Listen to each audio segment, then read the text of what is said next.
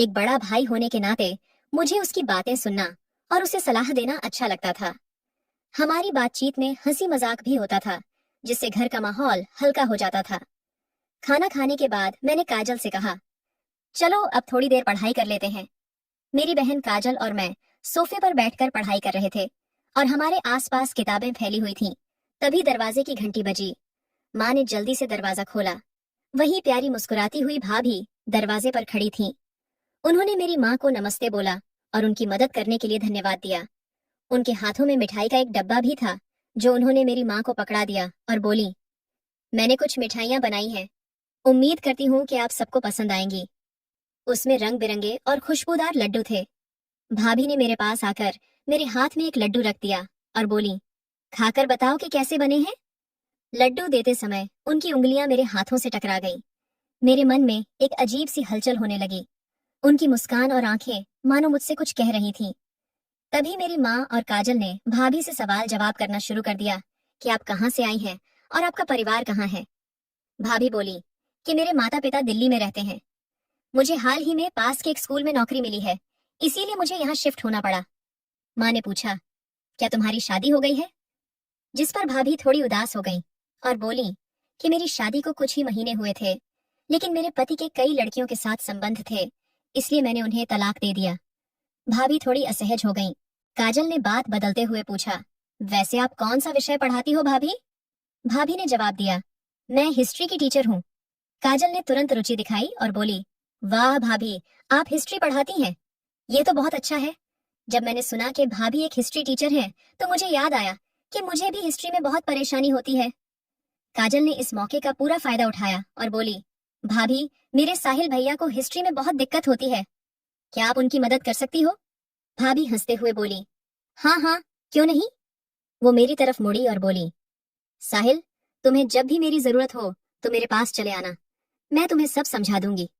ऐसे ही बहुत देर तक हम सब बात करते रहे। मैंने भी उनसे बात की, जिससे मुझे समझ आ गया था कि वो बहुत मिलनसार और सौम्य स्वभाव की थीं। लेकिन जब जाते समय उन्होंने पीछे मुड़कर मेरी ओर देखा, तो मुझे अजीब सा एहसास हुआ। उन्होंने कहा, जल्दी आना, ठीक है। उनकी मुस्कुराहट ने मेरे दिल में हलचल पैदा कर दी। मैंने कहा, ठीक है भाभी, और फिर भाभी अपने घर चली गईं। अगले दिन मैं भाभी के घर जाने के लिए तैयार हो रहा था। मेरे दिमाग में बस एक ही बात चल रही थी, मुझे उनसे हिस्ट्री की पढ़ाई करनी थी। मेरे दिल में थोड़ा उत्साह और थोड़ी घबराहट थी। मैंने मन ही मन तय किया कि मैं अपनी पढ़ाई में अपना पूरा जोर लगाऊंगा। मैं भाभी के घर के दरवाजे पर पहुंचा और घंटी बजाई। मेरी धड़कनें बढ़ चुकी थीं। कुछ पल बाद दरवाजा खुला। भाभी ने गुलाबी रंग की साड़ी पहनी हुई थी, जो उनकी खूबसूरती को और भी बढ़ा रही थी। वो बोली, अरे साहिल, आओ अंदर आ जाओ। उनकी आवाज में एक मिठास थी जो मेरे दिल को छू गई। भाभी ने मुझे बैठने को कहा और बोली, तुम चाय लोगे साहिल? मैंने मुस्कुराते हुए कहा, हाँ बिल्कुल भाभी, आप जो भी पिलाएंगी मैं खुशी खुशी पी लूंगा। भाभी समझ गई और अपना पल्लू लहराते हुए किचन में चली गई, जिससे मेरी धड़कनें तेज हो गईं। कुछ देर बाद भाभी चाय लेकर आई। उन्होंने कहा, ये रही तुम्हारी पसंदीदा अदरक वाली चाय। मैंने चाय पीकर कहा, भाभी, इतनी अच्छी चाय पिलाने के लिए धन्यवाद। आज मेरा पूरा ध्यान उनकी आंखों और उनकी खूबसूरती पर था। चाय पीने के बाद भाभी ने हिस्ट्री की चर्चा शुरू कर दी। उन्होंने मुझसे कहा, साहिल, आज हम दोनों प्राचीन काल के बारे में कुछ सवाल जवाब करेंगे। उन्होंने मुझसे कुछ सवाल पूछे और मैं उनका अच्छे से जवाब देने की कोशिश कर रहा था, पर जैसे ही वो मेरे करीब आई, मैंने महसूस किया कि अब उनका ध्यान पढ़ाई से ज्यादा मुझ पर था। उनके चेहरे की नजदीकी ने मुझे काफी परेशान कर दिया। उनकी आवाज की खूबसूरती और जादू मुझे घेरने लगा।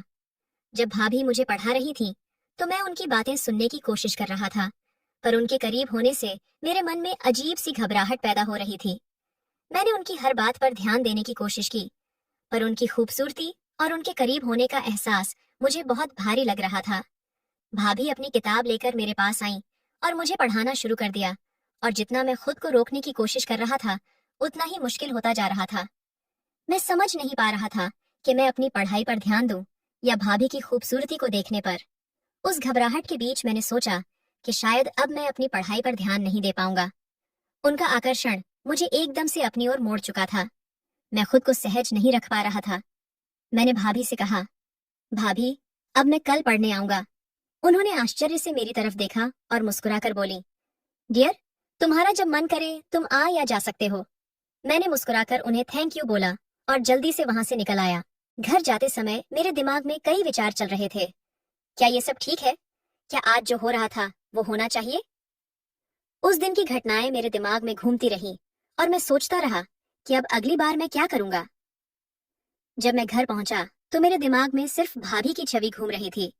उनकी मुस्कान, उनकी आंखें और उनकी साड़ी का लहराता पल्लू, वो सब कुछ मेरे दिलो दिमाग में बस गया था। मैं खुद को इस तरह से बाधित महसूस कर रहा था जैसे भाभी की छवि ने मेरी सारी एकाग्रता को नष्ट कर दिया हो। आखिरकार मैंने हार मान ली और दिमाग ठीक करने के लिए सोने का फैसला किया। शाम को मेरी माँ ने मुझे जगाया और बड़े ही चिंतित स्वर में पूछा, बेटे, इतनी देर से क्यों सो रहे हो? सब ठीक तो है ना? मैंने एक गहरी सांस ली और कहा, मैं बस थोड़ा सा थक गया था।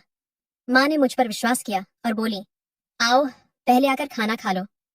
मैंने जल्दी से खुद को संभाला और डाइनिंग टेबल पर बैठ गया। काजल पहले से ही खाने की मेज पर बैठी थी और अपनी प्लेट तैयार कर रही थी। माँ ने बहुत ही स्वादिष्ट खाना बनाया था।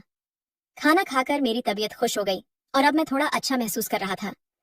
मुझे शांत बैठा देखकर काजल बोली, क्या हुआ भैया, खाना ठीक था ना? मैंने तुरंत अपना ध्यान हटाया और कहा, हाँ हाँ, सब ठीक है, लेकिन मेरा मन तो भाभी के ख्यालों में खोया हुआ था।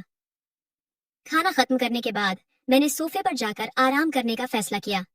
खाने की थकान ने मुझे सुस्त बना दिया था और मैं पूरी तरह से भाभी के बारे में सोचने लग गया था। मुझे लगा कि शायद मैं अगले दिन फिर से उनसे बात कर पाऊंगा। तभी अचानक दरवाजे की घंटी बजी।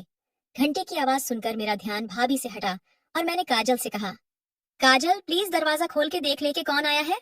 काजल गुस्से में बोली, हर बार मैं ही क्यों दरवाजा खोलने जाऊं? इस बार आप जाओगे और अगर नहीं जाना है तो घंटी बजने दो, क्योंकि मैं भी नहीं जाऊंगी। तभी किचन से माँ के चिल्लाने की आवाज आई, तुम दोनों को सुनाई नहीं दे रहा है क्या कि कितनी देर से दरवाजे की घंटी बज रही है? माँ गुस्से में बाहर आई और खुद ही दरवाजा खोल दिया। दरवाजे पर भाभी खड़ी हुई थी। माँ ने भाभी से पूछा, क्या हुआ कल्पना, तुम इतनी रात को क्यों आई हो? सब ठीक तो है ना?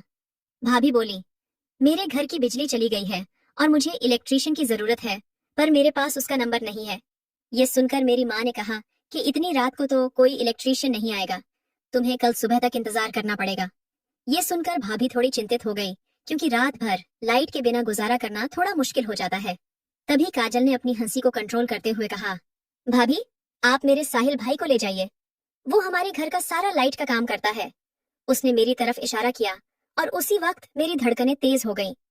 भाभी ने काजल की बात सुनकर मेरी तरफ देखा।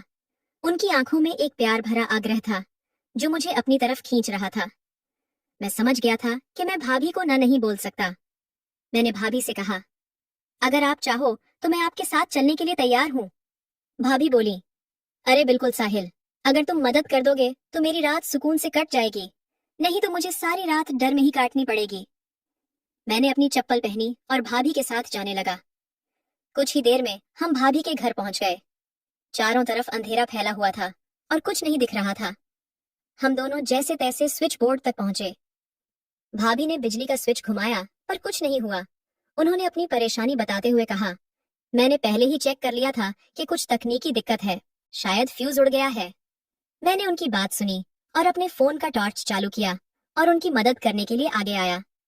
मैंने फ्यूज बॉक्स खोला और फ्यूज बदल दिया और बिजली वापस आ गई। रोशनी देखकर भाभी खुश हो गई और बोली, वाह साहिल, तुम तो सच में बहुत अच्छे हो। अगर तुम नहीं होते तो मैं इतना सब कुछ कैसे कर पाती। इतना कहकर उन्होंने मुझे गले लगा लिया। उनके गले लगकर मुझे बहुत सुकून मिला। उनकी मुस्कान मेरे दिल को छू गई।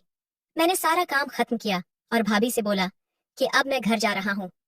वो बोली, अरे ऐसे कैसे, पहले चाय पी लो फिर जाना। उनकी आवाज के उस मीठेपन ने मुझे रोक लिया और मैं चाय पीने के लिए रुक गया। पर साथ ही मैं खुश भी था कि भाभी मेरे बारे में सोच रही थी। जैसे ही मैंने उनके घर से बाहर जाने का फैसला किया, भाभी मुस्कुराई और बोली, कल ट्यूशन के लिए आना मत भूलना। उनकी इस बात से मैं थोड़ा सा हिचकिचाया। मैंने उनकी बात को हल्के में लेते हुए कहा, हाँ ठीक है भाभी। मैंने एक बार फिर उनकी आंखों में एक खास चमक देखी जो मेरे मन को एक अजीब सी अनुभूति करा रही थी। जैसे ही मैं अपने घर पहुंचा, घर की रोशनी और शांत वातावरण ने मुझे उस जमीनी हकीकत में वापस ला दिया, लेकिन अभी भी भाभी की छवि और उनकी मुस्कान मेरे दिमाग में गूंज रही थी। मैंने सोचा कि मुझे अपनी पढ़ाई पर ध्यान देना चाहिए, लेकिन भाभी के बारे में सोचते हुए उनकी मुस्कान फिर से मेरी आंखों के सामने आने लगी। उस रात मैं भाभी के बारे में सोचते हुए सो गया। अगले दिन मैंने तय किया कि मैं सुबह जल्दी उठकर भाभी के घर ट्यूशन के लिए जाऊंगा। मैंने अपनी सारी किताबें और नोट्स समेटे और सोचता रहा कि भाभी के साथ बिताया गया समय और कितना खास हो सकता है। जैसे जैसे मैं भाभी के घर की ओर बढ़ रहा था, मेरी घबराहट बढ़ती जा रही थी। मैंने उनके दरवाजे की घंटी बजाई और वहीं खड़े होकर गेट खुलने का इंतजार करने लगा। मेरा दिल उत्साह से भरा हुआ था। मैं सोच रहा था कि कब भाभी गेट खोलेंगी और कब मैं उन्हें देख पाऊंगा, पर काफी देर खड़े रहने के बाद भी दरवाजा नहीं खुला। कुछ पल इंतजार करने के बाद मैंने मन ही मन सोचा कि क्या भाभी कहीं बाहर गई है।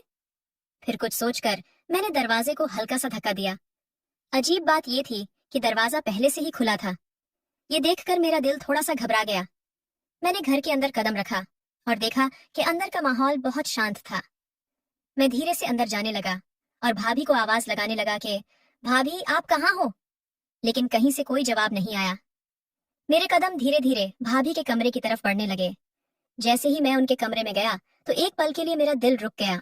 उनके कमरे का दरवाजा खुला हुआ था और भाभी अपने बिस्तर पर लेटी हुई थी। भाभी ने एक बहुत ही खूबसूरत सी लाल रंग की साड़ी पहनी हुई थी।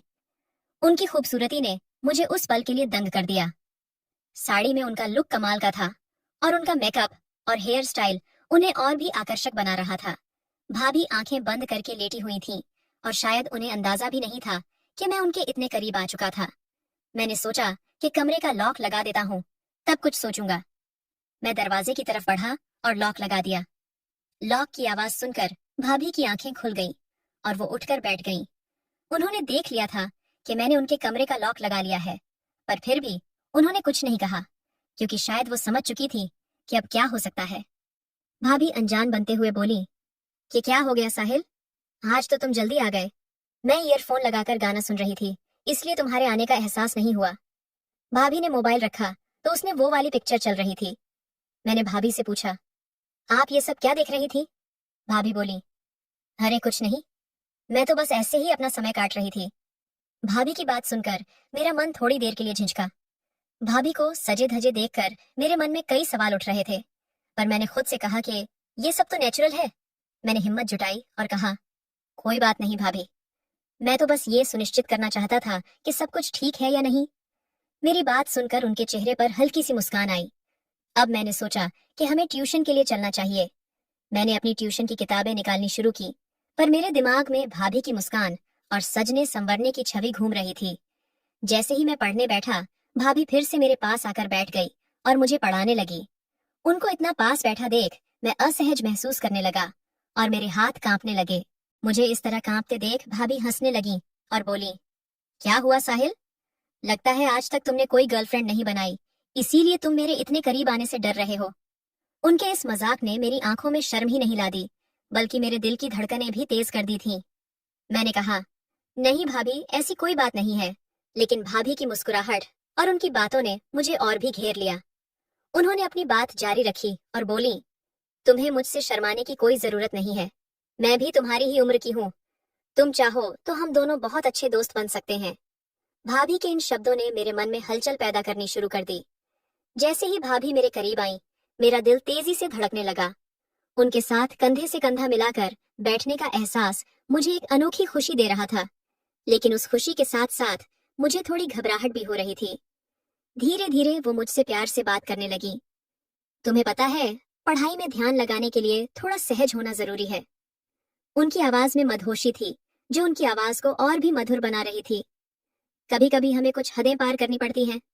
भाभी की बातें सुनकर मुझे उनके करीब होने का एहसास और गहरा हो गया। उनके चेहरे की मुस्कान मेरे दिल के हर कोने को छू रही थी। ऐसा लग रहा था जैसे उस पल समय थम गया हो। भाभी की आंखों में चमक थी, जो मुझे अपनी ओर आकर्षित कर रही थी। उस पल मैं सब कुछ भूल गया। भाभी धीरे धीरे मेरे करीब आने लगी और मैं भी भाभी की तरफ जाने लगा, और कुछ ही पलों में हम दोनों एक दूसरे के बेहद काफी करीब आ गए। हमारे बीच भावनाओं का तूफान उठने लगा। कुछ घंटों बाद जब मेरी आंख खुली तो मैं भाभी के बिस्तर पर था। सब कुछ अच्छा लग रहा था। तभी भाभी मेरे लिए चाय लेकर आई। उनके चेहरे पर मुस्कान साफ नजर आ रही थी। मुझे भी थोड़ी शर्म आ रही थी। भाभी बोली, अब तुम उठो और ये चाय पी लो। मैंने चाय ली और भाभी मेरे पास आकर बैठ गई।